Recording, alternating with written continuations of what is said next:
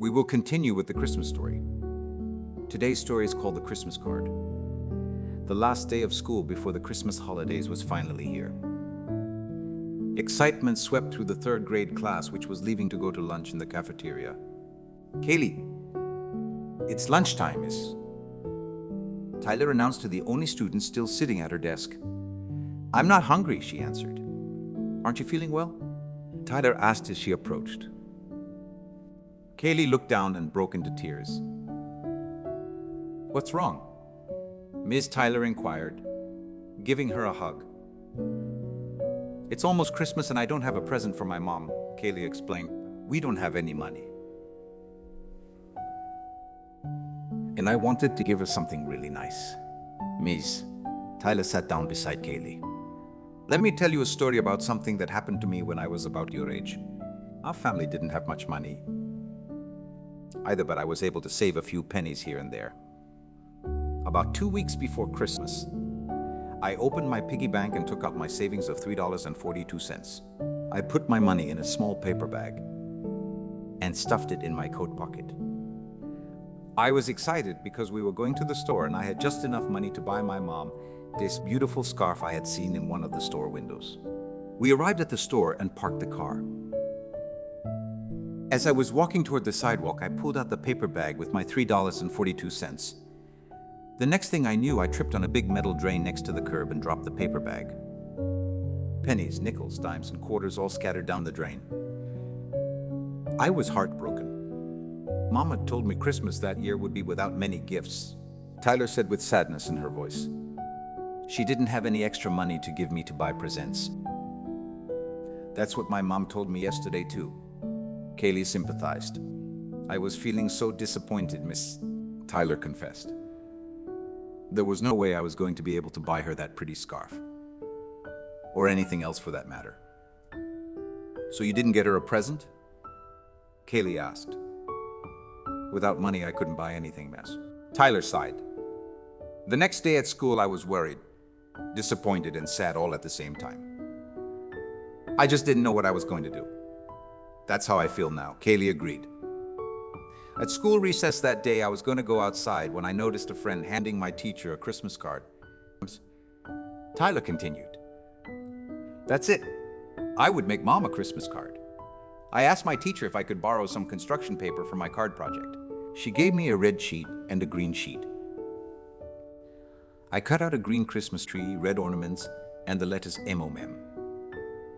I folded a piece of white notebook paper in half, glued the pieces on the paper, and wrote, 'I love you' to go with the MO letters." "Cool," Kaylee beamed. "You know what the best part of all was?" Miss Tyler quizzed. "Know what?"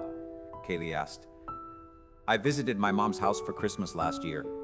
Other presents she had received over the years had worn out, broke, or were no longer needed.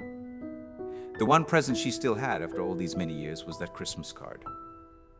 It was just as special as the day I made it." "Wow," Kaylee smiled. After a few moments, Kaylee looked up at her teacher with something very important on her mind. "Miss Tyler, have you got some paper I could borrow? God will bless you." We will continue with the Christmas story. Today's story is called Christmas Crystal. Fa la la la la la la la, ya la la la, echoes the family of four as they sing to usher in Christmas Eve on their walk home. "Let's sing some more," young Joey beams. Okay, Mom agrees as the four stroll down the city sidewalk. "Dad, you start," Joey's sister Melissa suggests. After a few more minutes of harmonious fun, the family approaches their small white wood frame house. "Look," Mom says as she points toward the house. The front door is open. They cautiously walk up the steps to the partially open front door and notice the broken door frame and busted door handle. Oh no! "Someone stay back," Dad commands, holding out his arm as a barrier. "Go back out to the sidewalk in case someone is still in there." Dad proceeds slowly, pushing the front door to its fully open position. He enters the small one-story house and quickly determines the burglars are not there. "Honey," he yells out, "come on in now. It's safe." As the rest of the family approaches, Dad calls the police. Mom, Melissa, and Joey walk in the front room and look at their house with dismay. Furniture and other belongings are strewn about, ain't overturned. Drawers have been emptied on the floor.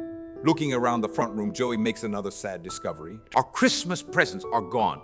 They go outside and sit on the front steps to await the police. About an hour later, the police arrive and observe the remnants of an all-too-common burglary. Man, the police officer consoles. Sorry this had to happen to you guys, especially on Christmas Eve. That's okay, Mom replies. I guess things sometime happen for a reason. Don't know what we are going to do to replace the Christmas presents, though. Arms folded, Mom looks around and notices what looks like some glass on the floor. Oh my goodness, she laments on closer inspection. My crystal heart. It's shattered, she pauses as sadness envelops her spirit. Dad approaches and consoles her. Honey, I am so sorry. Whilst her tears are impossible to keep back as she retreats to the bedroom. Dad and the police officer look at each other. That crystal heart was given to her by her mother. It has been passed down from generation to generation. It was the one thing she really valued and cherished. Dad explains. Sorry, the officer empathizes. The burglars probably knocked it over or just threw it to the ground out of meanness. The officer stoops down and examines the pieces of the shattered personal treasure. Would it be okay if I took the pieces? He asks.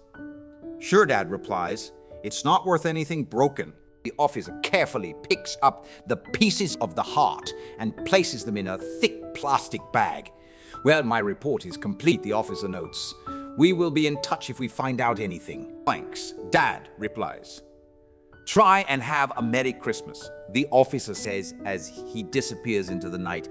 Dad closes the front door and locks it the best he can, considering the damage that has been done to it. The rest of Christmas Eve was a solemn and long several hours.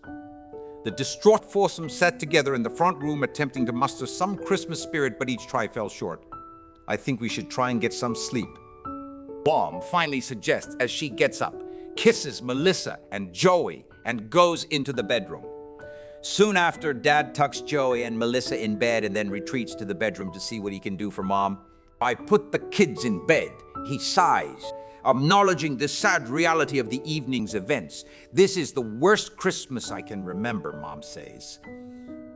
Honey, I am so sorry about all this and your crystal heart. Now Dad pauses as he struggles to find the right words.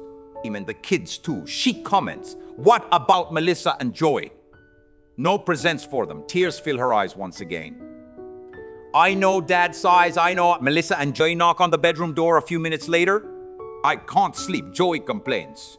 Me neither, Melissa adds. I'm scared. All four huddle together. It seems like an eternity before they finally fall asleep. The early morning hours finally pass. Ding dong rings out, startling Mom, Dad, Melissa, and Joey into consciousness. Dad sits up, glancing at the alarm clock that displays now 7 a.m.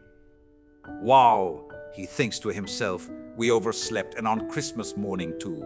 He jumps out of bed and puts on his robe as the doorbell rings a second time. Coming. He shouts, approaching and unlocking the front door. Opening the door, he notices a familiar face. Good morning and Merry Christmas, a voice proclaims. It is the police officer from the night before with a woman by his side. Hello, Dad responds. Did you find out something about the burglary? No, not yet, the officer answers. This is my wife, Veronica. Hello, Veronica, Dad replies as Mom joins them at the door.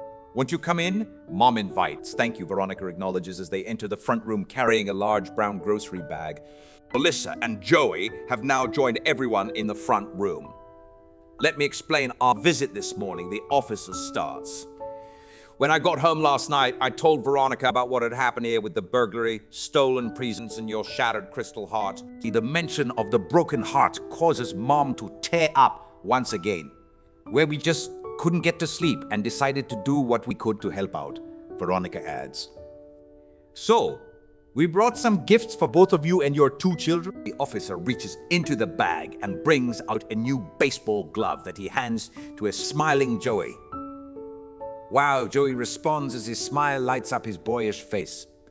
Veronica reaches into the bag and pulls out a large stuffed bear for Melissa. Thank you, Melissa says as she hugs the bear. After a brief pause, The officer reaches into the bag once more and takes out the remaining gifts, 4 small white boxes. Veronica hands one of the small boxes to each family member. Melissa opens her box and finds a crystal ballerina that she holds up to the light. "Oh," she says as she smiles, "it's so pretty." Joey opens his box and takes out a small crystal sailboat. Cool, Joey approves. Mom carefully opens her box and removes a beautiful crystal butterfly.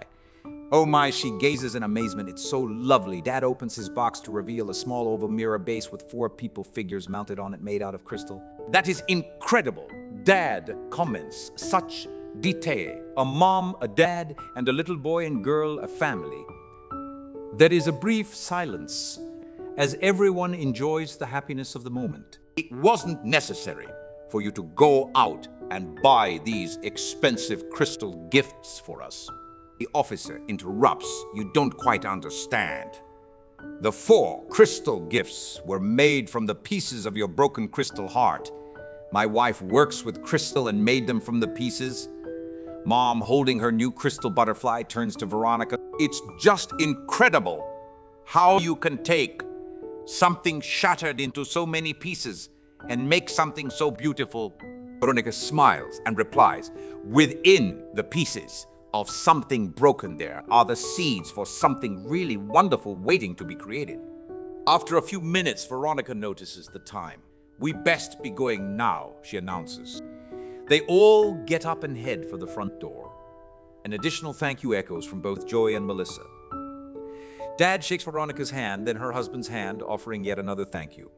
"After last night, I thought this was going to be my worst Christmas," Dad confesses. "But it has turned out to be one of the best." Veronica and her husband head out into the bright new Christmas day. "Dad," Melissa asks, "it was really neat how that lady was able to take all those broken pieces and put them back together to make these pretty gifts, wasn't it?" "Yes, it was," Dad replies. "Sometimes broken things like people can